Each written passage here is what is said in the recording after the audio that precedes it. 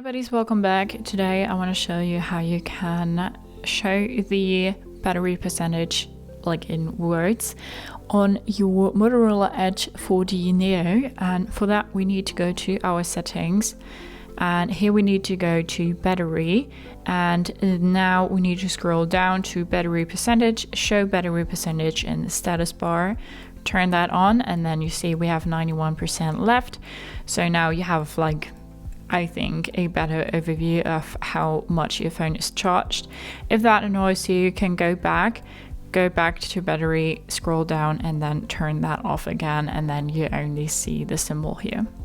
So that's just really quick and easy how you can turn on and off the battery percentage, well, in words, so to say, on your Motorola Edge 4D Neo. Hope you liked it, hope it helped. If so, thumbs up, share and subscribe, and I hope to see you next time. Bye.